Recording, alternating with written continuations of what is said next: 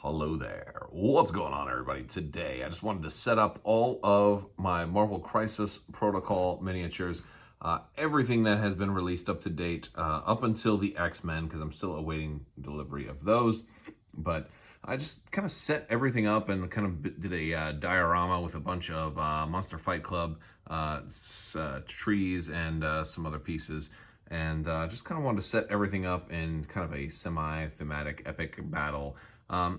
I sometimes like to do full like product videos just to kind of showcase everything set up, show everybody like who isn't playing the game yet, like what all exists and what we have so far, and show you guys some of the way that I've painted some things. Some things I think I've painted better than others, some less good, some not bad, so I'd love to hear from you guys. What are some of the paint schemes that you like, some of the paint schemes that you didn't like? Starting off in like this corner of the section, we have Thanos and the Black Order. Thanos here as, I think I did a fairly decent job on him. Kind of took my time a little bit. I think he came out pretty standard, pretty decent.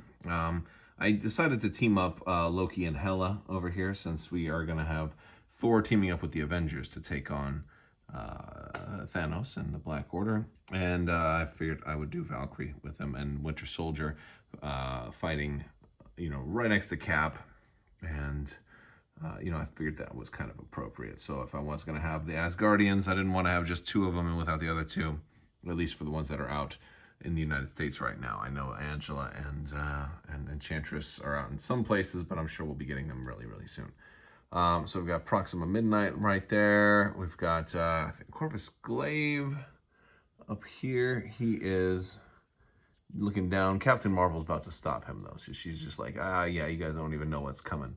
Ultron's hanging out over here. I wanted him kind of closer to Iron Man. He's looking at Iron Man. I actually had put his head on in a different direction. I think he was supposed to be looking forward, and I put it on sideways. So that can sometimes happen. And then to mimic Age of Ultron, I have Vision right there kind of moving in to help Iron Man fight Ultron. But we've got, Hawkeye and Black Widow and Hulk over here also, getting ready to fight Black Dwarf. Ebony Maw is over there. Now, Black Dwarf, I did in a different kind of color scheme. I was experimenting with some of his colors. Didn't come out as good as I'd wanted it to, but it was okay. It's a little different. Nothing wrong with doing things a little different. Captain Marvel came out pretty good. She's about average, I'm pretty satisfied with how she ended up coming out. We got Red Skull kind of just watching everything kind of from the distance. And we're going to move back a little bit. We've got Doctor Strange and Wong over here kind of observing. But we've got some of the Wakandans doing a little showdown here. And there we go. That's better. We've got Black Panther facing off against Killmonger. And we also have Zemo kind of joining in, since he, was responsible for T'Challa taking the throne a little earlier than he had anticipated. He's going off against the General, and we have Shuri kind of leaping. So I've put her up above on one of the little platforms up there, and she is kind of leaping into action, supporting a little bit distant, doing that support from afar. As we get down into the middle, we've got a lot of the New York crew all battling out some of our street level heroes, as well as lots of the different folks from New York. We've got Spidey squaring off against Venom, and at the same time that we have a Daredevil going off against Bullseye. And Kingpin is watching all of this. Kingpin organized all of it. He is responsible for most of this. But we've got some of the other Spider friends going up against some of the Spider foes. Doc Ock. Doc Ock is facing off against Spider-Gwen over here. And then we've got Green Goblin going up against Miles Morales right here. Oh, and I'm knocking stuff down. I have to be careful. I'm trying to do this all in one shot. Down here we have Taskmaster. Now, I took some liberties with my Taskmaster. And I did him a little different than the comic scheme. I changed up the colors just a hint, but I think I'm okay with the way he turned out. Still have the shield mostly, very similar kind of color scheme. So that's kind of how he is. For the second version of Widow, I actually did her in white to be a little bit more like the movie color of at this time. We still haven't seen the movie yet.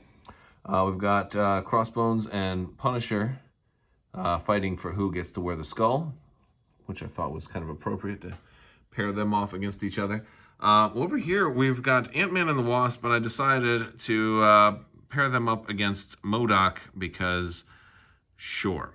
I mean, granted, they could have been in a lot of different places, but I don't think we have any good villains for Ant-Man and Wasp just yet. But I figured MODOK was a good opportunity. They can, certainly cause him some hijinks and shenanigans, maybe fly inside his chair, make it kind of go haywire. And I just set them right next to their smaller versions there. I'd love to really just put a base with nothing on there, which would be really, really fun. Up here some more, we've got the Guardians of the Galaxy. I decided to make Nebula attacking Groot and Rocket here. And this is kind of like pre-realization that she's, that there's another path. So actually, I really like the way Nebula came out. I adjusted her colors just a hint. But yeah, she has nice blends of like purple, lavenders, and pinks on her. For Groot and Rocket, Groot was pretty easy to do. I mean, browns and earth tones are hard.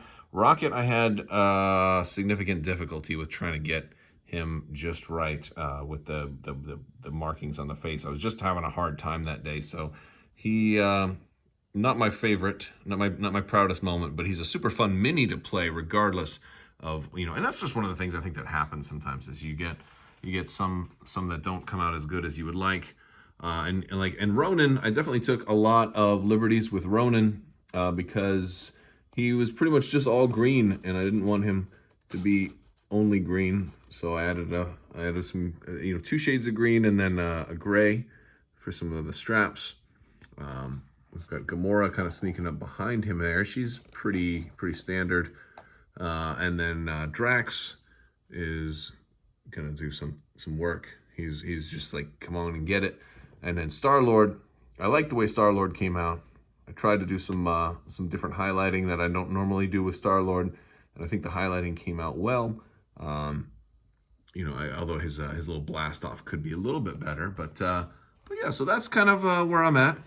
Sometimes you don't always get the paint jobs exactly the way that you wanted them to be, but it's okay. They look good, especially from a distance. I really like the way having everything on the tabletop and just, having fun setting up a diorama and just kind of showing you guys what you can put together with some of these amazing things. Maybe we'll, this would be a fun thing to do like at a convention, just have a giant epic, like every single character on the board, free for all, last hero standing, go. What do you guys think? Let me know down in the comments. Could you imagine doing a, like everybody gets one hero? There's no alliances, no teams. I mean, you can make temporary alliances if you want, and just fight to the death. See who can survive.